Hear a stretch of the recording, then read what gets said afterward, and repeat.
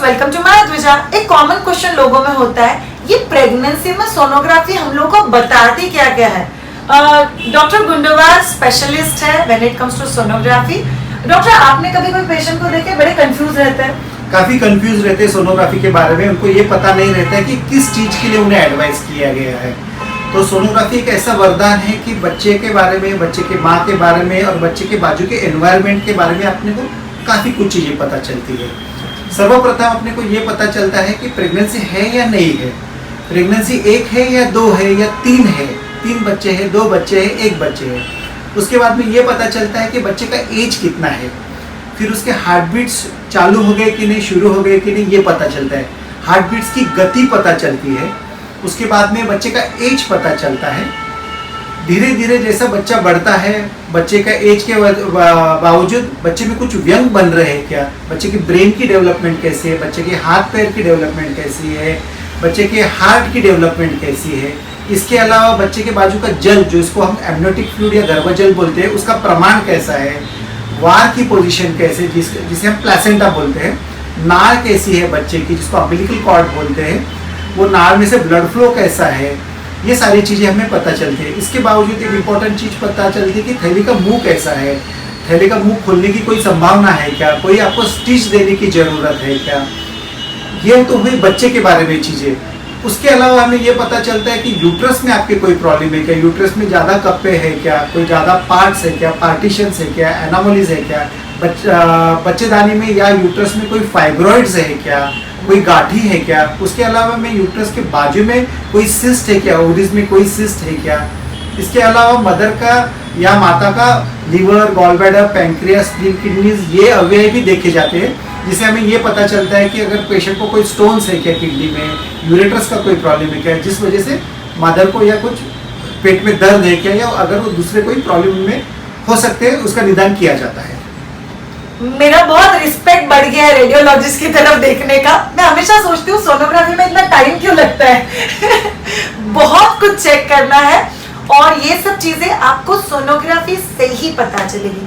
मुझे किसी ने एक डायलॉग मारा था डॉक्टर कुछ महीने पहले, हमारे जमाने में कहा थी सोनोग्राफी, तो मैंने उनको जवाब में ऐसा कहा था कि तभी बहुत सारी चीजें बाद में पता चलती थी जो अनफॉर्चुनेट भी हो सकती है।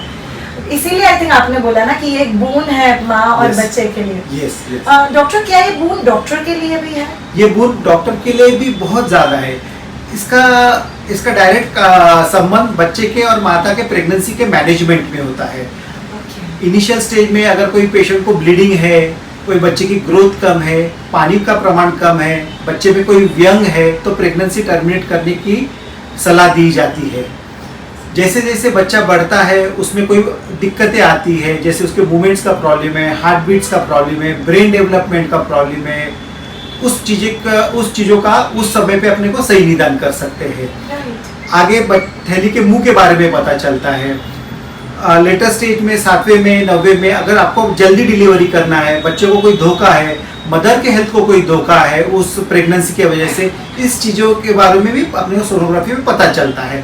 तो ओवरऑल मैनेजमेंट में, एक प्रेगनेंसी के मैनेजमेंट में डॉक्टर को या गायनेकोलॉजिस्ट को सही पता चलता है, और बच्चे के जन्म होते समय बच्चे का सही वजन और माता की पूरी तरह से अच्छी सेहत का ख्याल रखा जाता है। डॉक्टर, एक लास्ट क्वेश्चन, कोई दिल में आके खुद होके कोई सोनोग्राफी स्किप करना चाहता है तो उसके लिए आप क्या कहोगे? करना चाहिए, नहीं करना चाहिए, या कैसा? हम हमेशा बताते हैं कि सोनोग्राफी बिल्कुल स्किप नहीं करना चाहिए। जैसे कि 3rd मंथ की सोनोग्राफी है, वो मतिमंद बच्चा उसमें पता चलता है। 5th मंथ की सोनोग्राफी, उसमें बच्चे के होने वाले व्यंग और अबनॉर्मलिटीज पता चलते हैं। इंडियन लॉ के अनुसार 20 हफ्ते तक हम बच्चा टर्मिनेट कर सकते हैं अगर उसके अंदर कोई एबनॉर्मलिटी हो।